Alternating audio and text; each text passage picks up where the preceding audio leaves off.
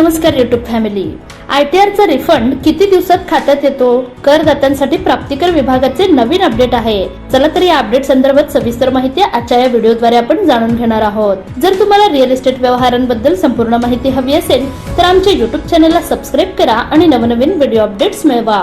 Subscribe करा आणि तुमच्या रिअल इस्टेट नॉलेज मध्ये भर घाला। प्राप्तिकर विभागाने कर परतावा प्रक्रियेत आधुनिक तंत्रज्ञानाचा वापर केल्यामुळे आता ITR रिफंड अत्यंत वेगाने जमा होतो।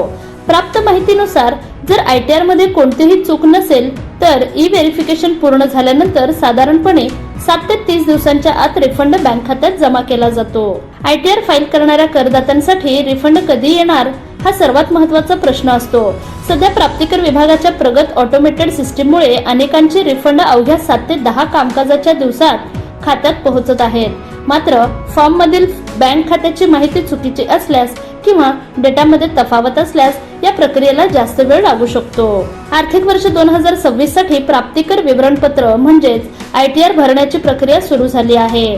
त्याचवेळी बऱ्याच लोकांनी त्यांचे ITR देखील दाखल केले आहेत, ज्यानंतर लोक आता त्यांच्या ITR परताव्याची वाट पाहत आहेत। करदात्यांच्या मनात प्रश्न आहे की ITR परतावा खात्यात कधी येणार?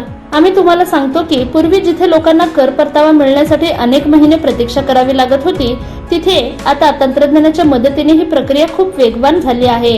अनेक करदात्यांना विवरणपत्र भरल्यानंतर आणि ई पडताळणी पूर्ण केल्यानंतर काही दिवसातच परतावा मिळत आहे। तथापि परताव्याची अंतिम मुदत प्रत्येक बाबतीत समान नसते आणि काही परिस्थितींमध्ये जास्त वेळ लागू शकतो। ई व्हेरिफिकेशन नंतर ITR परताव्याची प्रक्रिया सुरू होते।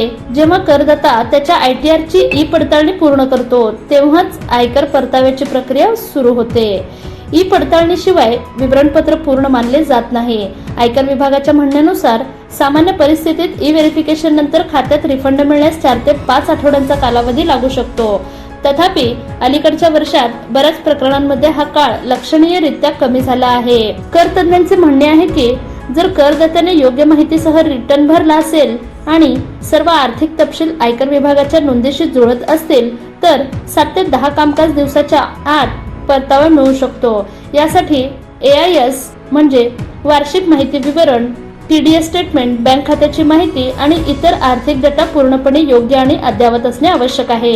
गेल्या काही वर्षात प्राप्तिकर विभागाने आपल्या प्रक्रिया प्रणालीचे लक्षणीय आधुनिकीकरण केले आहे। AIS, TIS, फॉर्म 26 AS आधी भरलेला डेटा आणि विविध संस्थांकडून प्राप्त झालेल्या रिअल टाइम माहितीच्या आधारे आता विवरणपत्रांची छाननी केली जाते। बँका, नियोक्ते, ब्रोकरेज फर्म आणि इतर वित्तीय संस्थांमधील डेटा स्वयंचलितपणे जुळला जातो, ज्यामुळे परतावा प्रक्रिया पूर्वीपेक्षा वेगवान आणि अधिक अचूक होते। ITR परताव्याला विलंब होण्याची कारणे काय? तर अनेक वेळा करदात्याच्या छोट्या चुकांमुळे परताव्याची प्रक्रिया मंदावते। AIS आणि ITR मधील फरक, चुकीचे TDS क्रेडिट, भांडवली नफ्याची चुकीची रिपोर्टिंग, परदेशी उत्पन्नाची माहिती नसणे किंवा बँक खात्याची चुकीची माहिती यासारख्या कारणांमुळे ITR परतावा अडकू शकतो।